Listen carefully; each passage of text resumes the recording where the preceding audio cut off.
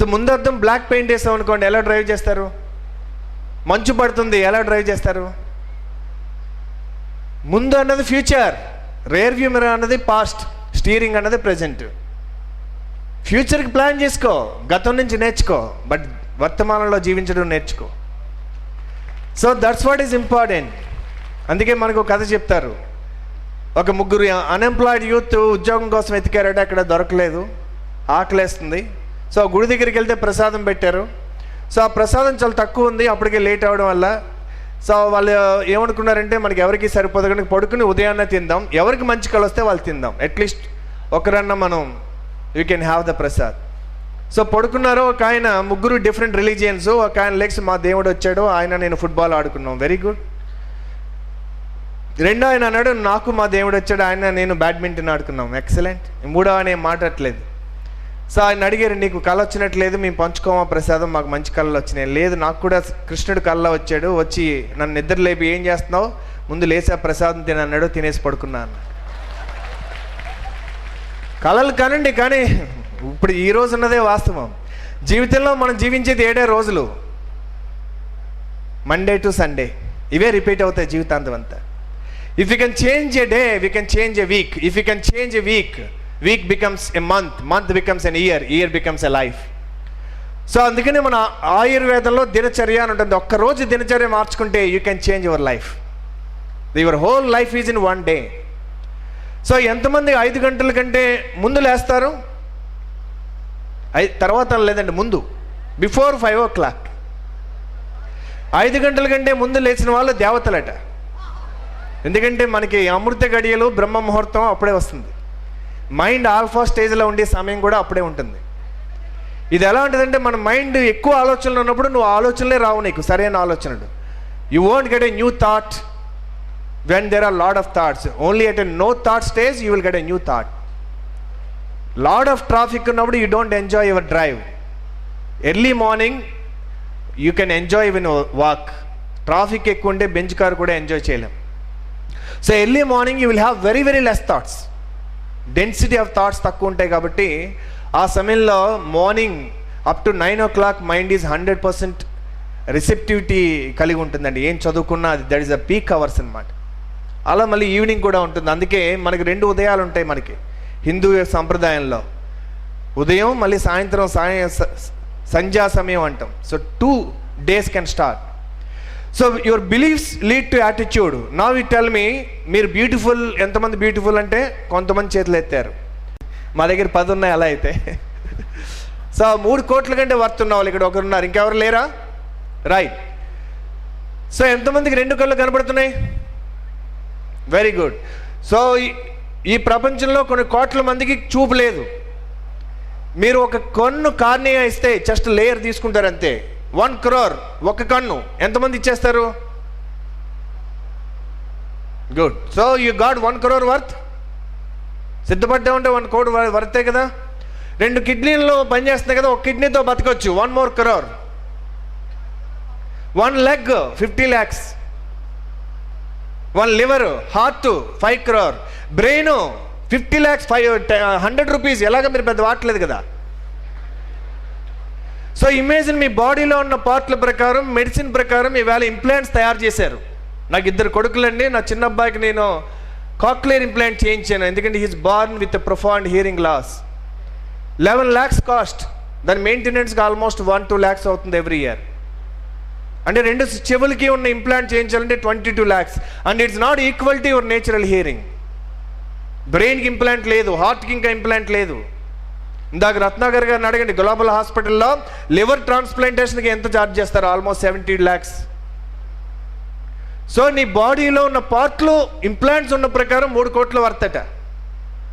Have you ever been thankful to this? దేవుడి దగ్గరికి వెళ్ళి ఇది లేదని అడుగుతాం కదా, ఉన్నదానికి ఎప్పుడైనా కృతజ్ఞత చెప్పామా మనం?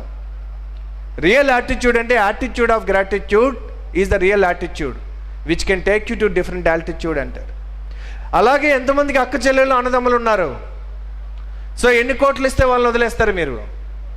ఎంతమందికి parents are alive? How much money, ఎంత డబ్బుకి ట్రేడ్ చేస్తారు? ఎంతమందికి స్నేహితులు ఉన్నారు నీకు నిలబడ్డానికి? నీ దగ్గర డబ్బున్నా లేకపోయినా, ఫెయిల్ అయినా సక్సెస్ అయినా, how much you value them? So ఎంతమంది ఇంతవరకు డిగ్రీ వరకు చదివారు? సో మీ దగ్గర ఉన్న నాలెడ్జ్ స్కిల్ మొత్తం జీరో చేసేస్తే ఒక 1 crore ఇస్తే ఇచ్చేస్తారా? From tomorrow your mind becomes blank, your skills becomes zero. Do you value them? Sachin Tendulkar ఎన్ని సెంచరీలు కొట్టాడండి? 100. సో డిగ్రీ వరకు పాస్ అయ్యారంటే ఎన్ని ఎగ్జామ్స్లు పాస్ అయితే డిగ్రీ వరకు రావాలి? 10th క్లాస్ పాస్ అవ్వడానికి మినిమం 80 పరీక్షలు అవసరం అవుతాయి. యూనిట్ టెస్ట్లు, హాఫ్ ఇయర్లు, ఫైనల్ అన్నీ కలిపి. అంటే డిగ్రీ ఇంటర్మీడియట్ అయ్యేటప్పటికి నాకు తెలిసి ఇంటర్మీడియట్ మీరు చైనాలో చదివితే, చైనా నేను అడగండి మళ్ళీ నన్ను, 2 ఇన్స్టిట్యూట్లు కలిపితే చైనా అంటున్నారు కదా. సో అందులో చదివితే ఇంకో 80 ఉండుంటాయి డెఫినెట్గా ఆ 2 సంవత్సరాల్లో. సో దీని తర్వాత ఇంజనీరింగ్లో అలా కనీసం మీరు అందరూ కూడా మినిమం సచిన్ టెండూల్కర్ సెంచరీలు దాటేసి ఉంటారు ఎగ్జామ్స్లో, అవునా కదా? అంటే 100 ఎగ్జామ్స్ పాస్ అయిన మీరు సామాన్యులా? ఎంతమంది 100 ఎగ్జామ్స్ పాస్ అయి ఉంటారు? చేతులు ఎత్తండి, చేతులు వెనకాల తిప్పండి, ఫోల్డ్ చేయండి. శబాష్, you are really great man, isn't it? మీరు సామాన్యుడు కాదు. So how much value? ఎంతమందికి 2 లాంగ్వేజెస్ తెలుసు? 2 languages, more than 2 languages. Look at almost 100% people. అంటే ఇండియాలో 2 లాంగ్వేజెస్ చదవడం రాయడం రాని వాళ్ళు కనీసం 40 కోట్లు 50 కోట్లు ఉంటారు. డిగ్రీ చదివిన వాళ్ళు కనీసం 80% ఉంటారు, డిగ్రీ వరకు రాని వాళ్ళు. ఇంకా పీజీ చేసిన వాళ్ళు ఉంటారు, ఇంజనీరింగ్ చదివిన వాళ్ళు ఉంటారు. So 1 decade ago 2 decades ago ఇంత ఆపర్చునిటీ లేదండి మనకి. నేను అమ్మా నాన్న జీనియస్ పుస్తకంలో మాట రాశాను. పేదరికం అంటే డబ్బు లేకపోవడమో, తిండి లేకపోవడమో, ప్రేమ లేకపోవడమో కాదట. ఒక వ్యక్తికి తనకు ఇష్టమైన అవసరమైన జీవన విధానాన్ని ఎంచుకునే అవకాశం లేకపోవడమే నిజమైన పేదరికం అట. But fortunately to some extent we have that. పూర్తిగా నేను చెప్పలేను కానీ కనీసం ఆడపిల్లలు ఇంజనీరింగ్ వరకు ఏది చదువుకుంటారో చదువుకునే స్టేజ్ వరకు మనం వచ్చామంటే కొంతవరకైనా, if not in every village, మనం నిజంగా అది కొంత ప్రగతి సాధిస్తున్నామని అనుకోవాలి. So my invitation to is create a new belief. How many of you are average people in the school or college? Average people. Why you want to carry that belief? You please tell me. How long you will carry that belief?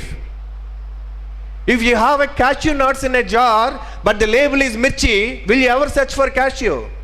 There may be diamonds in the jar but I will put a label as pebble. Will you ever search for jewel? Who decides that you are an ordinary? ఎవరు వేస్తారు label నీకు? నువ్వు వేయించుకున్నావు కనుక వేస్తున్నారు నీకు tattoos. Sachin Tendulkar 10th క్లాస్లో ఆయన English దాంట్లో ఏదో తప్పాడు ఆయన. సో ఫెయిల్ అంటే ఆయన లైఫ్లో ఫెయిలా?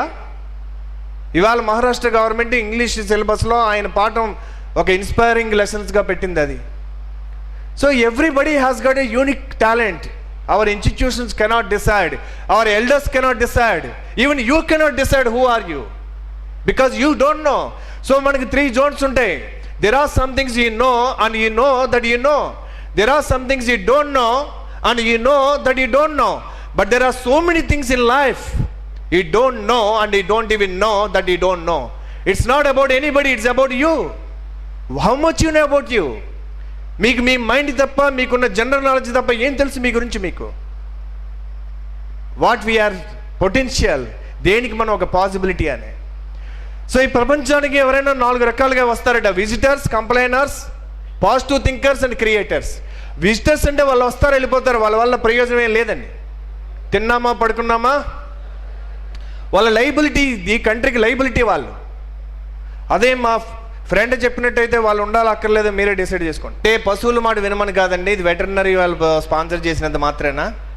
మనసు మాట వినమని గాంధీ గారు చెప్తారు. When the friend inside says do it, don't ask the friends out side. Because ఈ ప్రపంచంలో నీ గురించి నీకంటే ఇంకెవడికి తెలియదు. నువ్వు ఏది చేయగలవో నీకు మాత్రమే తెలుస్తుంది అది. If the answer comes from inside you can go head. So now tell me friends, మనము నిజంగా కనుక లిమిట్లెస్గా ఉంటే కనుక ఎలాంటి గోల్స్ పెట్టుకుంటాం? మరి మనం ఎందుకు పెట్టుకోలేకపోతున్నామంటే మన బ్రెయిన్లో ఉన్నటువంటి బల్లి బ్రెయిన్ కారణం. దీన్ని రెప్టైల్ బ్రెయిన్ అంటారు, బల్లి ఆకారంలో ఉంటుందంటే లిజర్డ్ బ్రెయిన్ అంటారు. ఆ లిజర్డ్ బ్రెయిన్ ఎలా ఉంటుందంటే మనకి, సో యానిమల్స్లో ఉండే రెప్టైల్ బ్రెయిన్ అనమాట. ఈ వెన్నుముక మొదట్లో ఉండే షేప్ దాన్ని లిజర్డ్ బ్రెయిన్ అంటారు. లిజర్డ్ బ్రెయిన్ ఇదొక ఆల్మండ్ షేప్లో ఉంటుందన్నమాట అండి. అది సో అది ఎప్పుడు కూడా మనం సర్వైవ్ చేయడానికి ట్రై చేస్తూ ఉంటుంది అది. అంటే ఎప్పుడు కూడా లోపల వాసి వద్దది ప్రమాదం, నువ్వు చేయకు, స్టేజ్ మీద వెళ్ళకో, అసలు నేను ఆ కోర్స్ కానీ చేయకు, అసలు ఇంటర్వ్యూ వద్దు, ఇంగ్లీషా నీకు ఎందుకంటావు. సో ఎప్పుడు కూడా ఆ స్మాల్ వాయిస్ నిన్ను రక్షించడం కోసం, కంఫర్ట్ జోన్లో ఉంచడం కోసం చెప్తుంటుంది. సో లిజర్డ్ బ్రెయిన్ అది మీకు చేసే పని ఏంటంటే ఎప్పుడు కూడా కాషన్ చేయడం వల్ల మంచిదే, అది మన శరీరాన్ని రక్షిస్తుంది, అదంతా మంచిదే. కాకపోతే మన కంఫర్ట్ జోన్లో ఉంచడానికి అది చెప్పినప్పుడు మనం చేయాల్సింది ఏంటంటే notice, acknowledge and rename it. దానికి వ్యతిరేకంగా చేస్తే మళ్ళీ ఇంకొక, అది మనకి బైబిల్లో చెప్తారు చూడండి, సైతాన్ అని, మనకి అలా చాలా రకాలుగా కన్విన్స్ చేయడానికి ట్రై చేస్తుంది. మీరు రెసిస్ట్ చేసే కొద్దీ అది పర్సిస్ట్ చేస్తుంది. Accept it, okay, I understand, thank you very much. Negative thinking మంచిదా చెడుదా? నెగిటివ్ థింకింగ్ లేదనుకోండి ఎవరు ఇన్సూరెన్స్ చేయించుకోరు, నాకేం అవ్వదండి అంటాడు. నెగిటివ్ థింకింగ్ లేదనుకోండి హెల్త్ చెకప్ చేయించుకోడు, నేను రోజు యోగా చేస్తానండి అంటాడు. వాల్ట్ డిస్నీ ఏమంటాడంటే దేనికైనా నువ్వు 3 విధాలుగా ఆలోచించాలి. ఫస్ట్, థింక్ లైక్ ఏ డ్రీమర్. సెకండ్, థింక్ లైక్ ఏ రియలిస్ట్. థర్డ్, థింక్ లైక్ ఏ క్రిటిక్. ముందు కలలు కను, తర్వాత వాస్తవంగా అది ఎలా ఇంప్లిమెంట్ చేయాలో ఆలోచించు. ఒకవేళ అనుకున్న ప్లాన్ జరగకపోతే నీ దగ్గర ఏం చేస్తావో అది కూడా ఆలోచించండి. That is why Walt Disney became such a successful one. ఇప్పటికీ సినిమాలు తీసేటప్పుడు 3 ఫ్లోర్లు ఉంటాయట. టాప్ ఫ్లోర్లో క్రియేటర్స్ స్క్రిప్ట్లు రాస్తుంటారు, వాళ్ళన్నీ అవతార్ లాంటివి రకరకాలు. ఈ స్క్రిప్ట్ సెకండ్ ఫ్లోర్కి పంపిస్తారు రియలిస్ట్. ఇది మనం సినిమా తీయొచ్చా, ఎన్ని మిలియన్లు ఖర్చు అవుతుంది, దీనికి రిటర్న్ ఆఫ్ ఇన్వెస్ట్మెంట్ వస్తుందా, ఇది మన దగ్గర టెక్నాలజీ ఉందా తీయడానికి, ఇవన్నీ ప్రాక్టికల్గా ఆలోచించి చిన్న చిన్న మార్పులు చేసి వాళ్ళు కన్విన్స్ చేస్తాడు. Your script is extraordinary, I think ఇది కొంచెం ఇలా మారిస్తే ఇంకా బాగుంటుంది అని కన్విన్స్ చేస్తాడు. వాడు మళ్ళీ మార్చిస్తాడు. ఫైనల్గా కింద గ్రౌండ్ ఫ్లోర్కి పంపిస్తారట. అక్కడ ఉండే వాళ్ళు ఎవరంటే క్రిటిక్స్ అనమాట. వాళ్ళు ఏం చెప్పరు, దీన్ని చూడగానే ఇది ఎందుకు ఫెయిల్ అవుద్ది, ఎందుకు ఫ్లాప్ అవుద్ది, దీంట్లో లోపం ఏంటి. సో అది మళ్ళీ కరెక్ట్ చేసుకుంటాడు ఈ రియలిస్ట్. కానీ క్యాంటీన్ పైవాడికి కిందవాడికి కలిపి పెట్టరాట. ఎందుకంటే వాడు ఐడియా చెప్పగానే వీడి ముందు గాలి తీసేస్తూ ఉంటాడు. వెన్నే పుల్లవిరిపుల్లా మాట్లాడితే మనుషులు ఉంటారు చూడండి, వాళ్ళు కావాలి జీవితంలో, ఫస్ట్ వాడికి చెప్పకూడదు అనమాట. సో ఈ రెప్టైల్ బ్రెయిన్ కూడా అలాంటిదండి, ఇది చాలా కాషన్ చేస్తుంది. కానీ దాన్ని నమ్ముకుంటే మాత్రం మన జీవితంలో ముందుకెళ్ళాం, సర్వైవ్ అవుతాం.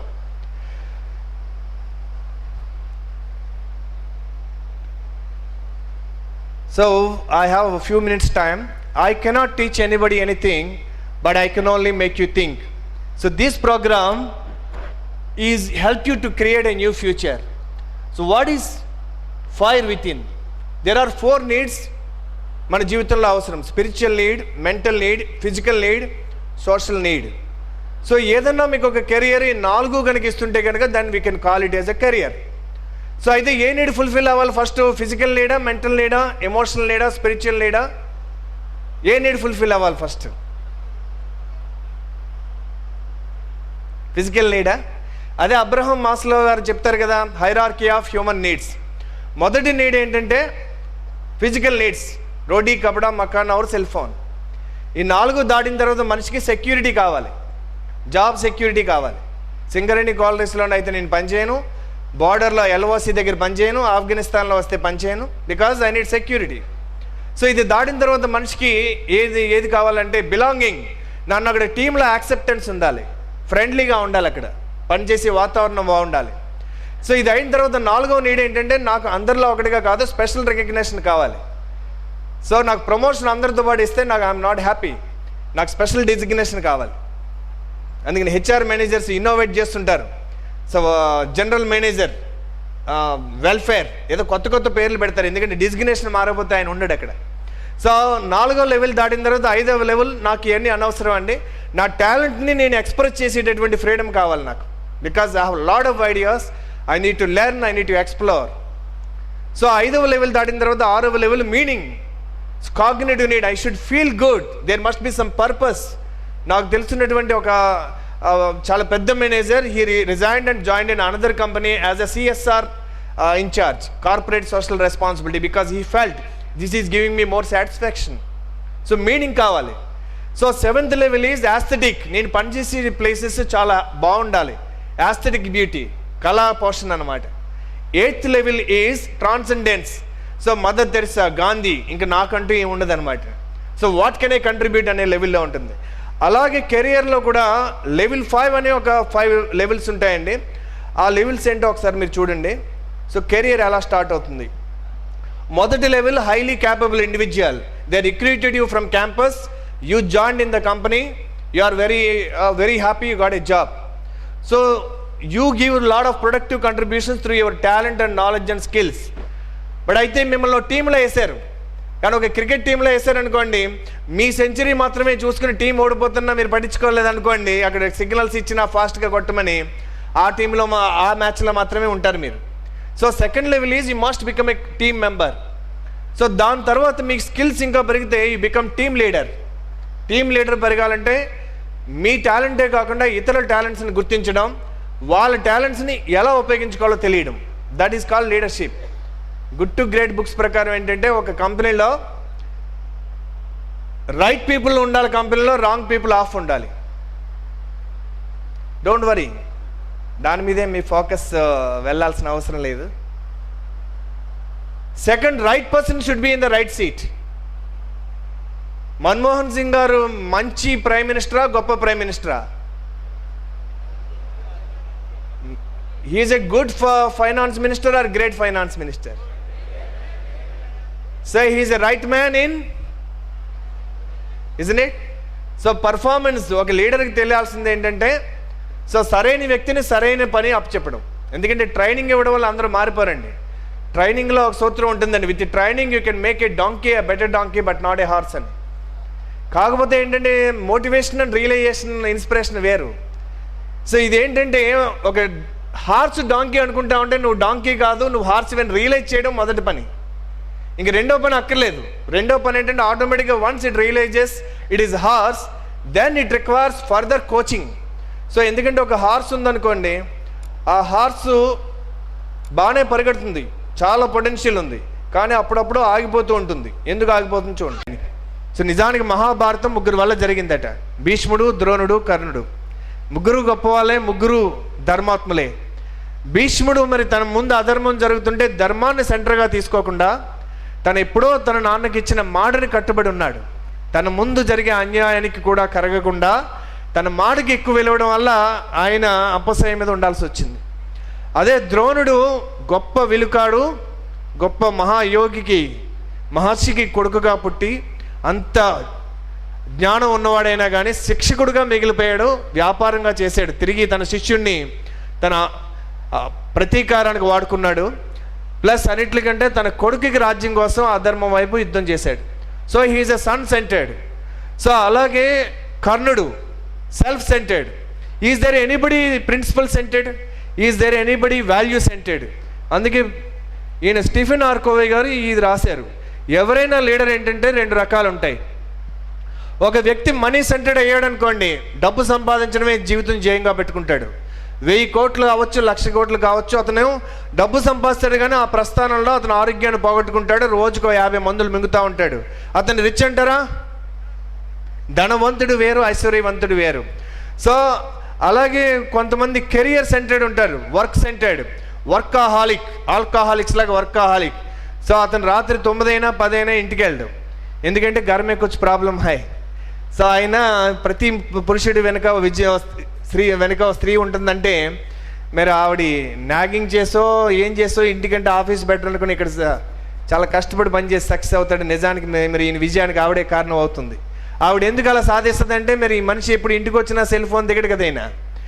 సో ఎందుకంటే నీ రోల్ మారుతుంది ఇంటికి వెళ్ళాక. నువ్వు ఆఫీసులో ఆఫీసర్ కాదు, యు ఆర్ ఏ హస్బెండ్. చాలామంది ఆర్మీ నుంచి వచ్చాక వాళ్ళు ఎదురు చూస్తుంటారు, ఎప్పుడు సెలవు అయిపోద్దా మళ్ళీ ఈయనకి వెళ్ళిపోతాడు వెనక్కి అని. ఎందుకంటే ఆవిడకి హస్బెండ్ కావాలి, అబ్బాయికి తండ్రి కావాలి, ఆర్మీ ఆఫీసర్ కాదు. So if somebody becomes work centred, వాళ్ళకి ప్రమోషన్ రావచ్చు, కానీ ఆ ప్రస్థానంలో డైవర్స్ కూడా రావచ్చు. సో అతను రిచ్ అంటాం మనం. పిల్లలతో ఆడుకోవాల్సిన సమయంలో తన ఆఫీసులో ఉంటే పిల్లలకి పెళ్ళిళ్ళు అయ్యి వాళ్ళకి పిల్లలు వచ్చాక నీ పిల్లలు వాళ్ళతో ఆడుకుంటారు కానీ నీతో ఆడుకోరు వాళ్ళు. సో స్పౌస్ సెంటర్డ్, భార్య సిగ్నల్ ఇస్తేనే తల్లిని చూస్తాడు, తండ్రిని చూస్తాడు, భార్య సిగ్నల్ ఇస్తేనే ఏదన్నా. సో దీనివల్ల అతను మిగతా ఏరియాల్లో బ్యాలెన్స్ కోల్పోతాడు. అలాగే సెల్ఫ్ సెంటర్డ్, స్వార్థం, నేను నాకు నాది. సో అతని సుఖం తప్ప ఫ్యామిలీ అనవసరం, వర్క్ అనవసరం. So they are selfish. Religion, మతం సెంటర్డ్, ఎన్నన్నా చెప్పండి, మా దేవుడికి మించినవాడు లేడు. సో రిలీజియన్ దగ్గర ఆగిపోతాడు. Spirituality is starts when religion stops. నీవు హిందూ అనుకుంటే you can't understand Jesus, you can't understand Buddha, or you can't understand Muhammad. So every religion is spiritual. If you understand Jesus, you don't have to be Christian. You become Jesus, you become Buddha, you become Krishna. So it is the తత్వం అన్నది spirituality, జ్ఞానం అన్నది religion అయి ఉండొచ్చు మరి. So అది తత్వంలోకి ఆచరణ అయితే then everybody can be love. So enemy centred, మనం చూస్తూ ఉంటాం కొన్ని సినిమాలు, రకరకాల సినిమాలు వచ్చినాయి కదండి, సమరసింహారెడ్డి అని, ఆ రెడ్డి అని, ఈ రెడ్డి అని. ఫ్యాక్షనిజం అంతా కూడా దీని మీదే ఆధారపడింది. ఫ్రెండ్ సెంటర్డ్, ఫ్రెండ్స్కి ఇంకా వాళ్ళు పెళ్ళైనా కానీ ఫ్రెండ్స్ చుట్టూనే తిరుగుతుంటారు, వాళ్ళతోటి హాలిడేకి వెళ్తారు. మరి ఇంకా భార్య అడుగుతుంది, ఇంక మీరు ఇంకా అలాంటప్పుడు నన్ను ఎందుకు చేసుకున్నావు అని. సో ప్లెజర్ సెంటర్డ్, జీవితం 5 రోజులు ఎందుకు పని చేస్తారంటే ఇలా సాఫ్ట్వేర్లో చాలామంది ఆ 2 రోజులు మాల్లో గడపచ్చు, మెక్డొనాల్డ్స్, బర్గర్స్, పిజ్జాస్, ఇది ప్లెజర్, ఎంజాయ్ చేయాలండి. ఈ మధ్యన వాట్సాప్లో ఒకటి తిరుగుతుంది, సౌండ్ ఏంటంటే నా దగ్గర వస్తుందా ఏంటది. సో సో అదేంటంటే, సో ఆ మధ్యన ఎవరో ట్రైన్లో కలిశారు నాకు, ఆయన అన్నీ కూడా నేచురల్ ప్రకృతి తినమని చెప్తారు ఆయన. కానీ నేను అడిగాను, ఇలా ఏం వండకుండా పచ్చివన్నీ తిరిగితే ఏంటి లాభం అంటే, మీరు 80 ఏళ్ళు బతుకుతారని. అన్నీ తిని 50 ఏళ్ళకి పోతే నష్టం ఏమన్నా ఉందా అని అడిగాను నేను. సో అందుకని అది లోకానికి కూడా మంచిదని చెప్తారు. ఆయన చెప్పడం ఒక రకంగా బాగానే ఉంది, ఎందుకంటే కొంతమంది హెల్త్ సెంటర్డ్ అయిపోయారు అనుకోండి, వాళ్ళు ఇంక ఏమి శరీరం కోసమే బతుకుతున్నట్టుగా ఆ తిండి, ఆ నీళ్ళు, ఆ విరోచనం, సో దీంట్లోనే ఉండిపోతారు అనమాట. సో ఆల్కహాలిక్ లాగా వీళ్ళు కూడా నీళ్ళపోతే అయిపోతుంటారు. సో హెల్త్ అన్నది, మన బాడీ అన్నది ఒక గాడి. సో జర్నీ మనం చేరడానికి గాడి కావాలి. సో జర్నీ అయిపోతే గాడి వదిలేస్తాం, కానీ గాడియే జీవితం కాదు. మనం ఇందాక రథము అది చూసుకుంటే, రథం అన్నది మన శరీరం, ఇంద్రియాలు అన్నది మన యొక్క సెన్సెస్. సో మన జర్నీ అంతా వెళ్ళిపోయిన తర్వాత మన యొక్క రథం అవసరం లేదు, జర్నీ డెస్టినీ చేరుకున్నాక. కానీ అక్కడి దాకా రావడానికి మాత్రం కండిషన్లో ఉండాలి. కండిషన్లో ఉండాలంటే 5 గుర్రాలు కూడా డిప్పులు కట్టుకుంటే దాని ఫోకస్ దాని మీద ఉంటుంది. అది ఉండాలి అంటే లక్ష్యం ఉండాలి. ఎప్పుడైతే లక్ష్యం ఉందో, నువ్వు ఇంటర్నెట్కి వెళ్ళినా గూగుల్లో కూడా నీకు కావాల్సిందే సెర్చ్ చేస్తావు. అలాగే నువ్వు వినడం కూడా, నువ్వు కారులో వెళ్తుంటే ఆ అంటే అమలాపురం, కెవ్వు, కేక లాంటివి కాకుండా ఏదైనా MP3 మంచి మేనేజ్మెంట్ లెసన్స్, అలాంటి లెసన్స్ వింటావు. అదే నీ యొక్క టచ్ అన్నది, నువ్వు ఎవరికైనా ఒకరిని ఎంకరేజ్ చేయడానికి కూడా ఈ టచ్ వాడచ్చు. ఇప్పుడు చూడండి, పిల్లలు దేన్ని ఇష్టపడతారంటే ఆడియో, వీడియో, టచ్. ఆడియో అంటే వాళ్ళకి మనం ప్రేమిస్తున్నట్టుగా చెప్పాలి, వీడియో అంటే వాళ్ళతో పాటు ఆడుకుంటే as my dad spends time with me, he loves మీ అన్నది తెలుస్తుంది. సో అండ్ టచ్, ఎక్కువ తాతయ్యలు, అమ్మమ్మల్ని ఎందుకు ఇష్టపడతారంటే they will hug them. So ఈ టచ్ అన్నది ప్రేమ వ్యక్తపరచడానికి కూడా చేయొచ్చు. చాలామంది పిల్లలు బయట ప్రేమను ఎందుకు కోరుకుంటారంటే, తల్లిదండ్రులు ప్రేమ ఉన్నా కూడా వాళ్ళు తరచుగా పిల్లల్ని దగ్గర తీసుకోపోవడం వల్లటి. So this any centered man is not centered, but if he is a principle centered, then that man is really can excel in every area. Suppose let us say that his principle is love. He can love his work, he can love money, he can love friends, he can also forgive an unforgivable man, he can also love himself, he can also spread the love to everybody. So similarly, if the commitment is his principle, he can be committed for every area. So when value becomes your principle, కొన్ని విలువలు కలిపితే దాన్ని సిద్ధాంతం అంటారు, సిద్ధాంతాలనే principles అంటారు. అలాగే ఒక organisation కూడా profit centred, employee centred, owner centred, so competition centred, image centred. ఏ సెంటర్ అయినా కొన్నాళ్ళకి అది గొప్ప కంపెనీ అవ్వదండి. But the company becomes principle centred. మనకు ఒకసారి 2వ ప్రపంచ యుద్ధం వచ్చిన తర్వాత డీజిల్ మోటార్స్ బాగా రేటు పెరిగిపోయినట్టండి. అందరూ బ్లాక్లో అమ్ముతున్నారు. 1500 రూపీస్ ఉండేది 5000 అమ్మేవారట.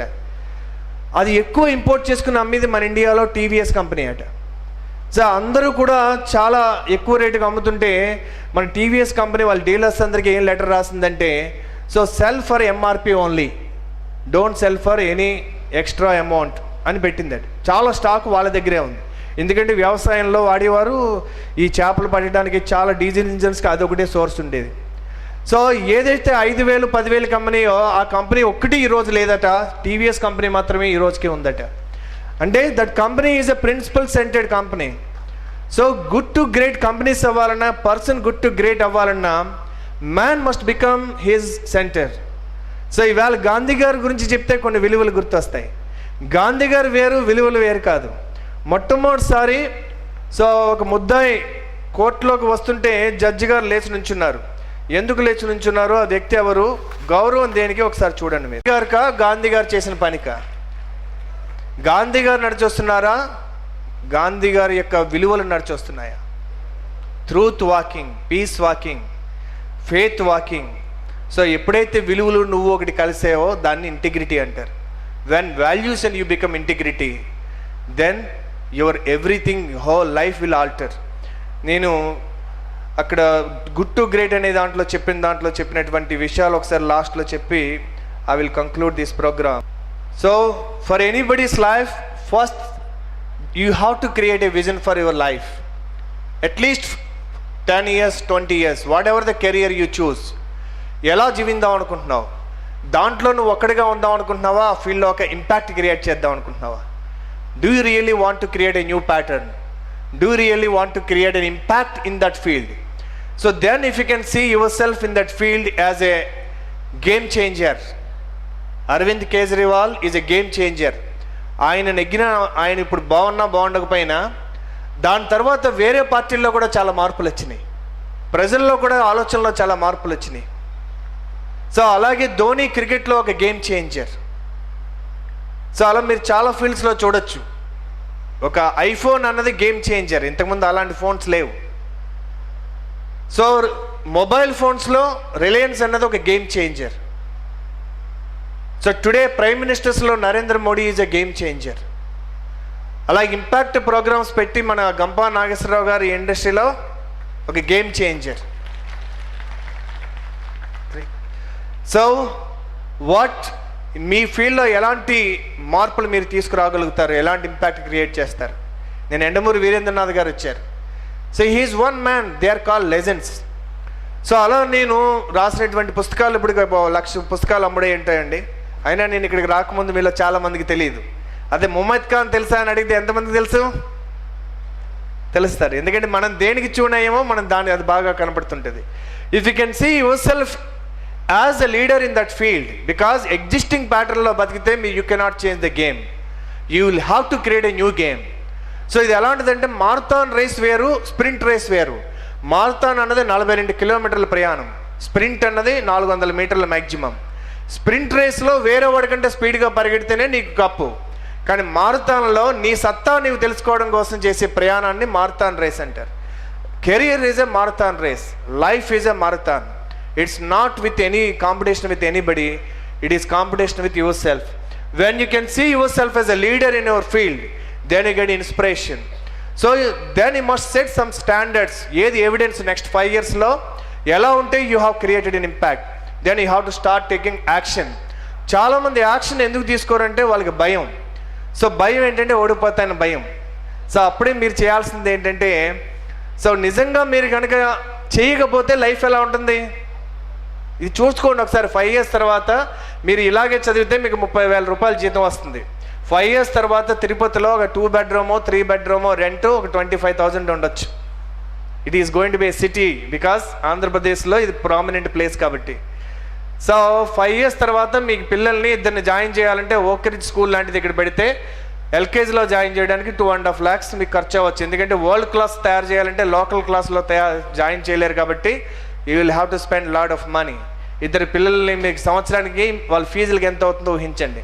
5 years తర్వాత నాలెడ్జ్ సొసైటీ కాబట్టి పెస్టిసైడ్స్ వేసిన కూరగాయలు ఫ్రూట్స్ తింటే ఏ రోగాలు వస్తాయి, సో అదే ఆర్గానిక్తో చేస్తే ఆరోగ్యం ఎలా బాగుంటుంది అన్నది మనకి రీసెర్చ్ మనకి ఉంది కాబట్టి యూనివర్సిటీ దాన్ని బట్టి ఇవి 200 రూపీస్ కేజీ, అది 500 రూపీస్ అయినా కానీ యూ చూజ్ వెల్నెస్, ఆరోగ్యకరమైన తీసుకుంటారు కాబట్టి మీకు బ్రౌన్ రైస్లు ఆర్గానిక్ రైస్లు ఇలాగ ఫుడ్ దగ్గర నుంచి షెల్టర్ దగ్గర నుంచి ఎడ్యుకేషన్ దగ్గర నుంచి ప్రైమరీ సెక్టర్స్ అన్నీ కూడా ఒక ఆర్డినరీగా జీవించడానికి ఎంత అవసరం అవుతుంది? 30,000తో ఎవరు జీవిస్తారు? అప్పటికి మనకి ఒక క్లర్క్ జీతం కూడా కనీసం 70,000 ఉండొచ్చు, ఎందుకంటే అది ఆర్డినరీ శాలరీ అవుతుంది అది. సో బై డిఫాల్ట్ మీరు ఎలాంటి జీవితం జీవించబోతున్నారు, బై డిజైన్ ఎలా జీవించే అవకాశం ఉంది. సో అది ఎప్పుడైతే చూస్తారో ఆటోమేటిక్గా భయం తగ్గిపోతుంది. So action is only the one will give you reality and value system. So there are at least 3 to 5 values which you need to imbibe into your life. You must become that value. మీరు ఎవరినైతే admire చేస్తారో వాళ్ళకున్న విలువలు ఏంటి అన్నది మీరు రాసుకోవాలి. అబ్దుల్ కలాం ఆయన విలువ ఏంటి ఒక 3 రాసుకోండి. మీకు ఇంకా నరేంద్ర మోడీ గారు నచ్చితే ఆయన విలువలు ఏంటి, చంద్రబాబు నాయుడు గారు నచ్చితే ఆయన విలువలు ఏంటి, అలా మీకు నచ్చిన ఒక 5 లీడర్స్ నుంచి ఒక 3 to 5 values తీసుకుని కామన్గా కొన్ని వాల్యూస్ ఉంటాయి. ఎందుకంటే ఈ 15-20లో కామన్గా ఉండేటటువంటి వాల్యూస్ 4-5 తీసుకుంటే they are your values. Because values అనేవి తెచ్చుకునే కాదండి. You can't admire anybody unless you value there is something valuable in them. నువ్వు అడ్మైర్ చేస్తున్నావు అంటే నీకు నచ్చిన విలువ అతనిలో ఉంది. So you can discover a value from the people you admire. So మీరు విజన్ ఉండి యాక్షన్ ఉండి సక్సెస్ అయ్యే వాల్యూస్లో కాంప్రమైజ్ అయితే మళ్ళీ జీవితంలో పడిపోతారు. ఐఏఎస్ టాపర్ అయినా వాల్యూస్ కాంప్రమైజ్ అయితే మళ్ళీ జీవితంలో వైకుంఠపాళీలో పడినట్టు మళ్ళీ వెనక్కబడిపోతారు. సో చిన్న చిన్న వాటికి పెద్దవాటిని వదిలేయడం అన్నది కాంప్రమైజ్, పెద్దవాటి కోసం చిన్న చిన్న వాటిని వదిలేయడం అన్నది సాక్రిఫైస్. సాక్రిఫైస్ చేసిన వాడు ఎదుగుతాడు, కాంప్రమైజ్ అయిన వాడు బతుకుతాడు. సో అందుకని మీరు ఎదగాలంటే కొన్ని చిన్న చిన్న సుఖాలను వదిలేయాలన్నమాట. సో 5వది సక్సెస్. సక్సెస్ అన్నది ఎప్పుడు వస్తుందంటే క్లారిటీ. మీరు ఒక కెరియర్ తీసుకున్నారు, ఇంజనీరింగ్ చేస్తున్నారు, పలానా కోర్స్ తీసుకున్నారు. తీసుకోకముందు మీకు చాయిస్ ఉంది, తీసుకున్నాక చాయిస్ లేదు. ఏదైతే మీరు తీసుకున్నారో దాన్ని 100% మీకు నచ్చినా నచ్చకపోయినా. మొన్న స్టూడెంట్ అడిగారు ఖమ్మంలో, సో సార్ ఒక టీచరు కెమిస్ట్రీ టీచర్ అన్ని సబ్జెక్టులు చెప్పగలుగుతాడా అంటే లేదని చెప్తాం. మరి అలాంటప్పుడు మా స్టూడెంట్స్ని అన్ని సబ్జెక్టులు నేర్చుకోమనడం ఎంతవరకు సమంజసం అని అడిగాడు అతను. నేను ఆయనకి ఏం చెప్పానంటే ఫస్ట్ ఆఫ్ ఆల్ ఆయన కెమిస్ట్రీ చెప్పే ముందు అన్ని సబ్జెక్టులు తెలుసుకుని కెమిస్ట్రీ మాస్టరీ చేశాడు.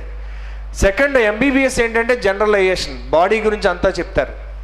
ఎండి అన్నది స్పెషలైజేషన్. జనరలైజేషన్ కాకుండా స్పెషలైజేషన్ చేస్తే ఐ స్పెషలిస్ట్ అయ్యాడు అనుకోండి, దానికి మందు వేస్తే హార్ట్ పోవచ్చు, బికాజ్ దానికి మొత్తం తెలియదు కదా ఆయనకి. సో నువ్వు ఒక స్పెషలైజేషన్ కావాలంటే నీకు అన్నిటి మీద అవగాహన కూడా ఉన్నప్పుడే నువ్వు దేంట్లో స్పెషలైజో తెలుస్తుంది. ఈవెన్ సచిన్ టెండూల్కర్ కూడా బ్యాటింగ్ చేసినా ఆయన అన్ని ఫీల్డ్స్ మీద అవగాహన ఉంటేనే బ్యాటింగ్ సరిగ్గా చేయగలుగుతాడు. Jack of many and master of none is gone, but jack of many and master of one is there. So success is actually clarity. So right now Swami Vivekananda మాట చెప్తారు, ప్రస్తుతం నీ చేతిలో ఉన్న పనిని, నీకు అతి సమీపంలో ఉన్న బాధ్యతను సక్రమంగా నిర్వర్తించడం చేత మనం బలిష్ఠులం అవుతాం. అలా క్రమక్రమంగా మన శక్తిని వృద్ధి చేసుకుంటే ఏదో ఒకనాటికి సంఘంలోనూ జీవితంలోనూ అత్యంత మహత్తరమైన గౌరవప్రదమైన విధులను నిర్వహించవలసిన పరిస్థితుల్లో ఉంటావేమో అని. సో ప్రస్తుతం నీ చేతిలో ఉన్న పనిని బాగా చేయడం, ధర్మం, ధైర్యం, సాహసం. So these 3 things. సాహసం అంటే యాక్షన్, మన కృష్ణ భగవాన్ చెప్పినట్టుగా. I think these 3 things are enough. So ఫైనల్గా I'll show a video. So ఈ యొక్క హైరార్కీలో లెవెల్ 5 లీడర్స్ అంటే ఎవరు? లెవెల్ 5 లీడర్స్ అంటే వాళ్ళు చాలా highly competent and also highly humble people. వీళ్ళని లెవెల్ 5 లీడర్స్ అంటారు. అంటే మీరు ఇందాక చూపించినటువంటి కొన్ని లీడర్స్ని, Ratnakar garu highly competent man, highly humble man. So అలాగే Abdul Kalam garu highly competent man, highly humble man. PV Narasimha Rao garu highly competent, అత్యంత సామర్థ్యం, అత్యంత అనుకవ.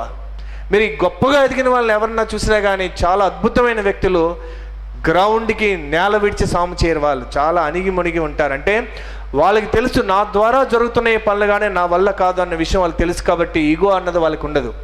సో ఎప్పుడైతే ఈగో లేదో ఆ మనిషి ఆర్డినరీ నుంచి ఎక్స్ట్రా ఆర్డినరీ అంటారు. ఎక్స్ట్రా ఆర్డినరీ అంటే more ordinary is called extra ordinary. ఎక్కడ నెగ్గేవో కాదు, ఎక్కడ నెగ్గాలో కాదు, ఎక్కడ తగ్గాలో తెలుసుకున్నవాడు గొప్పవాడని. సో ఇక్కడ మీకు ఒక so when you are really humble the whole world will support you. So ఒక ప్రార్థన ఉందండి. ఆ ప్రార్థన ఏంటంటే, మీకు మార్నింగ్ ఫోన్ వచ్చింది దేవుడి నుంచి, good morning, I'm God speaking. నీ ప్రాబ్లమ్స్ అన్నీ నేను హ్యాండ్ ఓవర్ చేసుకున్నాను, నీ హెల్ప్ నాకు అక్కర్లేదు, ఎందుకంటే నేను దేవుణ్ణి కదా. కానీ నువ్వు ఓ పని చేయాలి, you live a wonderful day అని ఫోన్ వచ్చింది అనుకోండి, ఎలా ఉంటుంది ఆ రోజు? ఇఫ్ ఈ hand overs all your problems, isn't it? మీరు దేవుణ్ణి ప్రార్థించి కూడా మీరు వరీ అవుతున్నారంటే ఆయన మీద నిజంగా విశ్వాసం ఉన్నట్ట కదా. Faith is different from belief. Belief అంటే నమ్మకం, ఫెయిత్ అంటే విశ్వాసం. విశ్వాసంలో డౌట్ ఉండదు అనమాట అండి. సో మీరు నిజంగా నమ్మితే ఎలా ఉంటుందో ఒకసారి చూడండి. Right. So right believes, if you are the God, if you God is on your side, you are the most powerful person. What is possible for you? There is no failure in life. First attempt in learning fail అంటే. Thomas ఆల్వార్డ్స్ని ఏమంటారు? 1000 సార్లు మీరు experiment చేసి fail అయ్యారు కదా, ఇంకెందుకు చేస్తారంటే, who said I failed? I invented 1000 ways of not inventing a bulb అంటాడు. It's a process. So affirmations will help you to create a new belief system. First of all, realize who you are, that you are a potential, God potential నీ దగ్గర ఉంది. So belief leads to attitude, attitude leads to feelings, feelings lead to actions, action lead to results. So make life simple. Lot of technology not necessary to really achieve success. It is a daily small choices and actions will really give you a lot of success. Thank you very much.